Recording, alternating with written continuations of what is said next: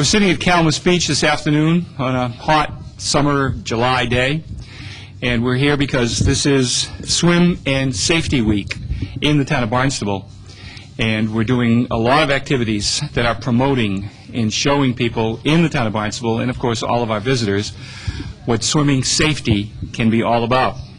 We're sitting here with 3 lifeguards, most of whom have been here for 5 years or more, and they're all experienced lifeguards, and they have a story to tell, so we're going to hear their story right now. This is Safety Week, Swim Safety Week in the town of Barnstable, as I just said, and we're talking with 3 lifeguards.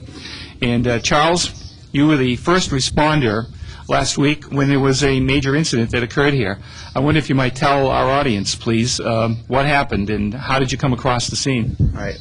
There's certain part of the beaches where you can't swim, and so I was going down to tell a patron not to swim over there. And on my walk back to the stand, a woman came over and said, "My sister's having trouble breathing. Can you have a look at her?" So I went over, and I knew immediately this woman was in distress. And they were already on the phone with emergency services, and so I sprinted back to the stand because I knew we needed to act immediately.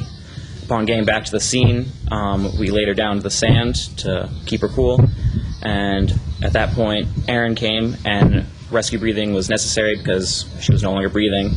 We continued doing that until we unfortunately lost a pulse and went right into CPR because of the amount of training we've had. We just knew what to do. And then EMTs and everyone else took over. Erin, how'd you feel when you came across this? I know you're obviously trained and you have a plan for something like this happening, but you did go through training, did you not? Where did you get your training? I got my training at a local recreation center from my hometown of Lexington, Massachusetts. And I would imagine that it was a thing that you said, yeah, I'll learn this and I'll pass the course, but I'll never have to use it. You must have been pretty nervous and excited when you went into this drill.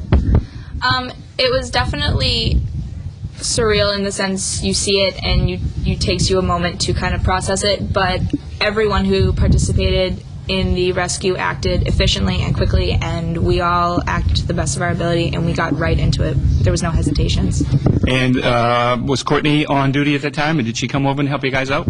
Yes, I was the second person to the scene as Courtney called 911, and by the time Charlie and I were doing CPR, she arrived at the scene and took over. What happened from that point, Courtney? At that point, I was doing chest compressions, and then a minute or two later, the EMT showed up, and they started hooking IVs up to her, and then they relieved me for chest compressions, and they hooked up a bag valve mask, and then after that, they let us take over again, doing chest compressions, and we went from there. Now, I understand from Patty Machado, who is a beach director here in the town of Barnstable, that they felt, the EMTs and the Hyannis Fire and Rescue Squad felt that you guys had done as much as you can do, and they put you back on it because they thought that you were more qualified, perhaps, than they might have been. Well, it shows a lot of respect, which we appreciate, that they know that we know what we're doing, and they had nothing but good things to say after about how our professionalism and how everything went so well for the situation. So, Erin, you come here 5 days a week, 6 days a week, whatever it is, your shift that you work on, and again, I want to ask kind of the same question, and that is, you just never expected any kind of real rescue to happen, but you handled it pretty well, did you not? And your friends also helped out.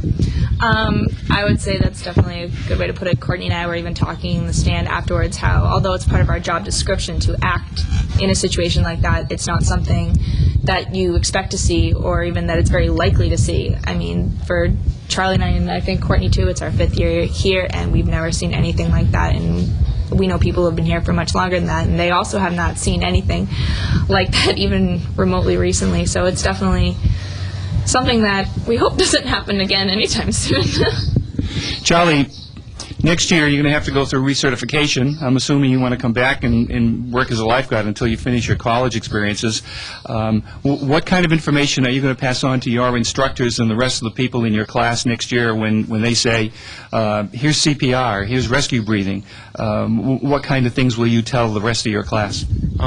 I mean, sometimes in training you like overthink it and you think you're doing it wrong, but most of the time you just get it done. But when it comes down to the situation, we've had so much training, it's just in our brains that you just instantly do it. You have no time to double think yourself. It's like an innate behavior. You just go right into it. So just rely on your instincts and you'll know what to do when the time comes. Now, this week is Swim and Safety Week here in the town of Barnstable. Courtney, tell us a little bit about how that works and what it is and what it's all about. Well, every day we do a different topic. Like one day we have CPR, one day we have first aid, one day we have a board rescue, and one day we have a tube rescue. And we just tell everyone on the beach what's going on, and then they watch and we explain what's going on, what we're doing, and then when they have any questions, we answer them. So it's a learning experience for them. Erin, what's your favorite one of all of these? Board, first aid, CPR? Which one do you like to do best? I like to do the first aid and CPR ones. That's probably my favorite thing. I actually did the CPR demo earlier this afternoon.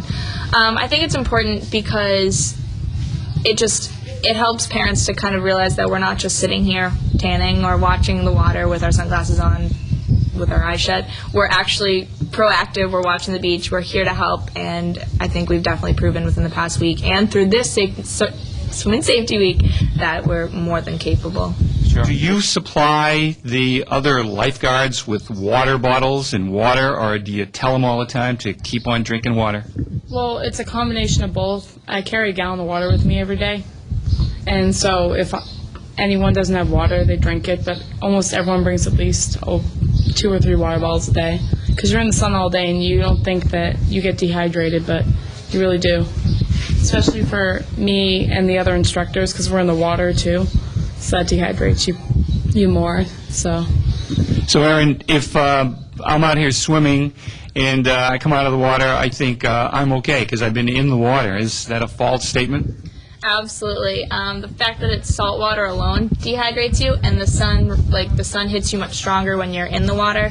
So just because you've been swimming does not mean that all of a sudden you're rehydrated. A lifeguard who works here, Camille, likes to say, if you're thirsty, you're already dehydrated. So we pretty much stand by that.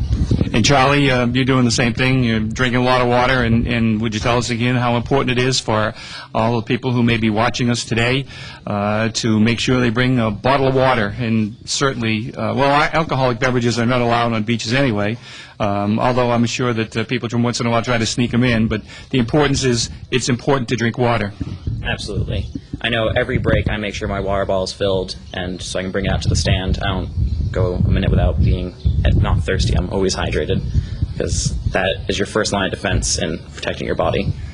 The Barnstable Recreation Department continues to provide training for all lifeguards in the community. This week, more training took place at all the beaches on board rescue, CPR, and first aid. Local residents and visitors alike can visit our beaches with the knowledge that the skills of the young people watching over us are constantly being upgraded. The Barnstable Recreation Department also reminds us that we should all stay hydrated during these hot summer days by constantly refilling ourselves with plenty of water. And always remember that it's very important, no matter what our age, to stay protected with sunscreen.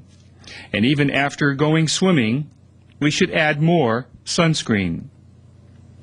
Our final reminder is that tonight, the Barnstable Town Council will hold a very important meeting at Barnstable High School, with the main issue being funding for sewering. That meeting will start at 7 o'clock in the night auditorium. Thank you for watching Barnstable Today. I'm Len Gobeil.